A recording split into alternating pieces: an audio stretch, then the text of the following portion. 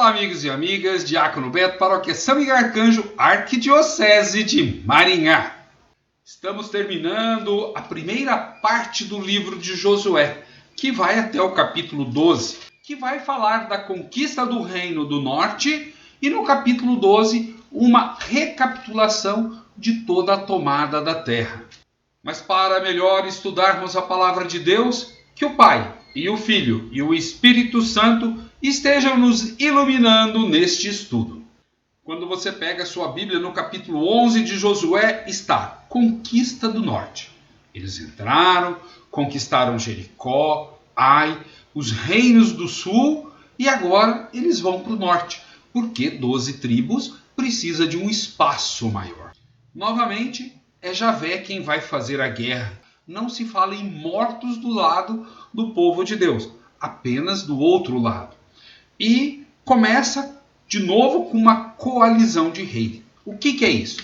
Se no sul 5 reis se uniram para ficar mais fortes e atacar Gabaon, e assim falar assim: olha, Israel, nós somos fortes, já destruímos um dos teus amigos, dos teus aliados, mas não deu certo. Agora no norte eles fazem a mesma coisa.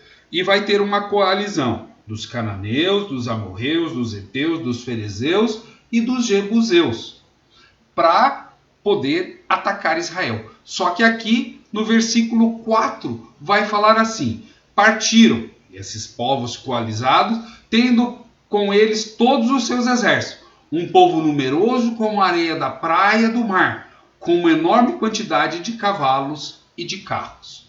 Ou seja, eles tinham mais tecnologia do que os do Reino do Sul. No versículo 5, já vai falar da vitória em Merom. Todos esses reis, havendo ajuntado, vieram e acamparam junto às águas de Merom para combater Israel. E Yahvé disse então a Josué: não temas diante deles, pois amanhã, a esta mesma hora, eu os entregarei todos, traspassados, a Israel. Cortarás os jarretes de seus cavalos e queimarás os seus carros.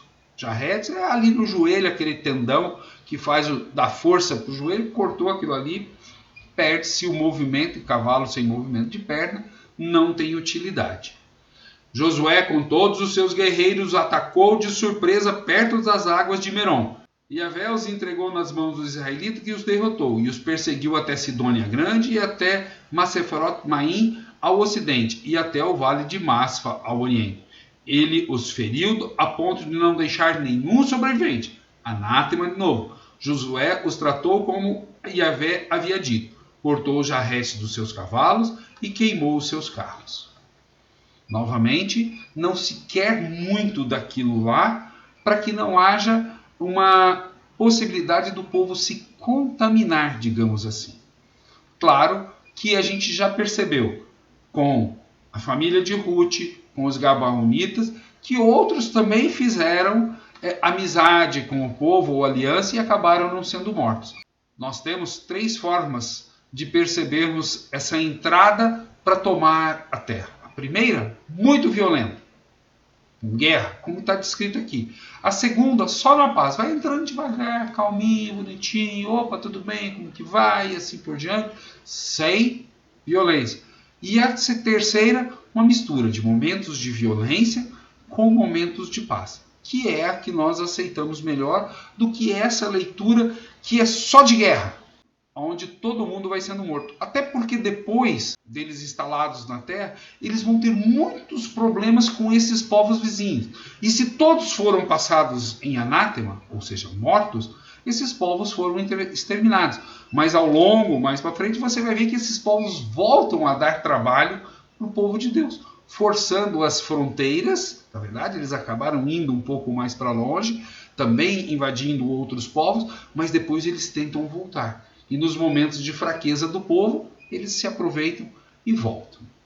Já no versículo 10, nós temos a tomada de Assor, que também foi passada em anátema e queimada. E por último, que Josué, já no versículo 15, executou sem omitir uma só palavra daquilo que Yahvé havia ordenado a Moisés. Ou seja, promessa para Moisés, Josué é quem completa essa promessa, esse fazer a promessa, entrar na terra prometida. E aí você vai ter no versículo 17 uma diferença entre a tomada do sul e do norte.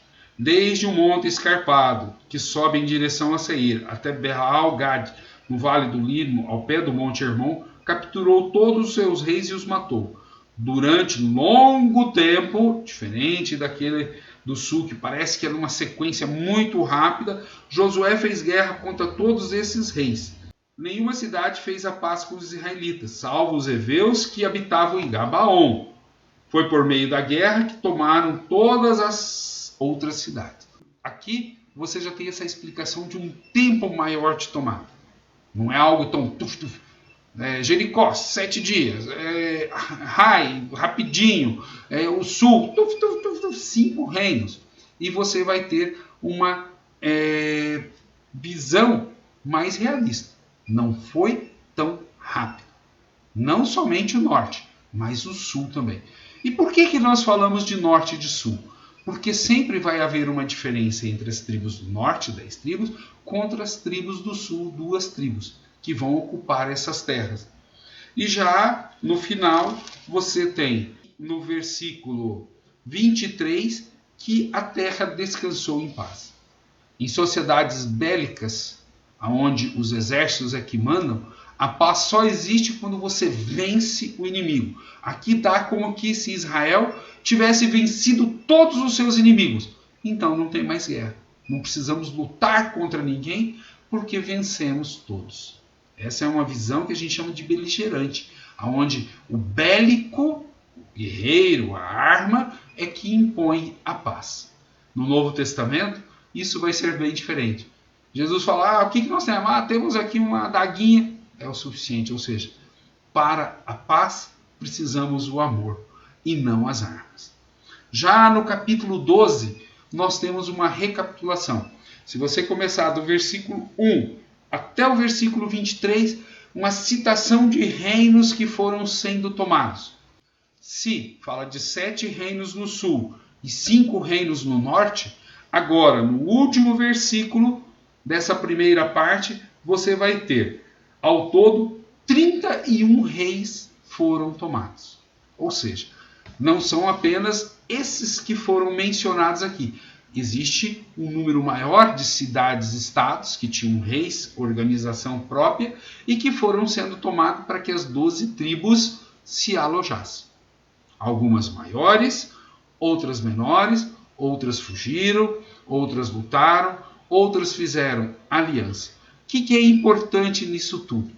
Que Deus fez uma promessa para o seu povo, a promessa está sendo cumprida literalmente igual está aqui? Sabemos que não. Sabemos que Jericó já não era uma cidade poderosa naquele momento.